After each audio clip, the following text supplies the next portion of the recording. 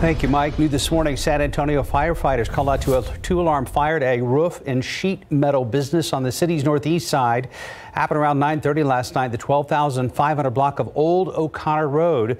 Firefighters arrived to find heavy flames coming from the structure. Wind was a problem for fire crews at first, as it was causing the fire to spread too quickly. Because it happened in a hard-to-reach area, it encased the metal structures. Firefighters had to use ladder trucks to attack the fire from above and eventually put it out. We're told no one was hurt. SAFD says the fire is under investigation and does appear to be suspicious. This morning, President Joe Biden saying he believes the possibility of a Russian invasion of Ukraine is very high, as U.S. intelligence says Russian troops are moving more forces in. ABC's Ika Jachi is in Washington with more. This morning, the United States engaging in last-minute diplomacy in an effort to avert a war between Russia and Ukraine. President Biden will host a closed-door meeting with European allies. This coming after he said the possibility of Russia invading Ukraine is very high. Meanwhile, Russia's foreign minister agreeing to meet with Secretary of State Antony Blinken next week, provided there is no further Russian invasion of Ukraine, according to the State Department. Blinken laying out how an invasion of Ukraine could unfold. Russian missiles and bombs will drop across Ukraine. Communications will be jammed.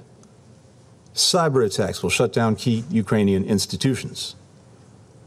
After that, Russian tanks and soldiers will advance on key targets. We have reason to believe that they are engaged in a false flag operation to have an excuse to go in. The false flag warning comes after the shelling of a village in eastern Ukraine. Ukrainian authorities say these images show children being led away from a local kindergarten that was hit by Russian-backed separatists. No children were injured. ABC's Terry Moran describing the scene on the ground. The pace of civil defense preparations here has really intensified, not just inspecting and preparing bomb shelters, but children across Ukraine are now drilling in schools, readying themselves for a potential Russian bombardment, and they are also learning first aid now. Here at home, experts tell Yahoo News the growing conflict could have a major impact on gas prices. My guess is that you're going to see $5 gas, and you might get to $6.50 or $7. And the DOJ is issuing a warning to companies to immediately shore up their cybersecurity defenses ahead of a possible invasion of Ukraine. Ika Jachi, ABC News, Washington. Staying in Washington, the Senate has passed a stopgap bill to avoid a shutdown. Government funding was set to expire today, but now it's extended through March 11th.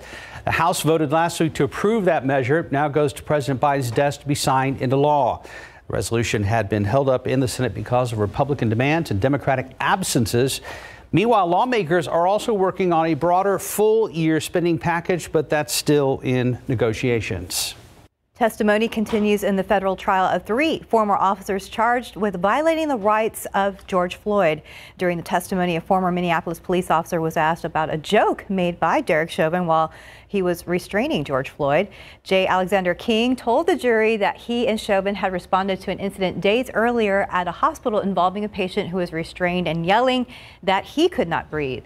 King called it a brief moment of levity. King, Total, and Thomas Lane are all charged with deprivation of rights under color of law.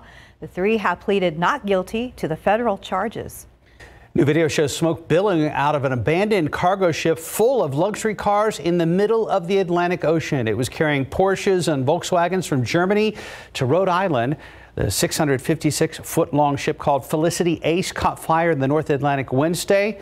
A fire broke out in the cargo hold. The flames forced the 22 crew members to abandon ship, leaving the vessel adrift. According to the Portuguese Navy, the crew was safely picked up and taken to a hotel in the Azores.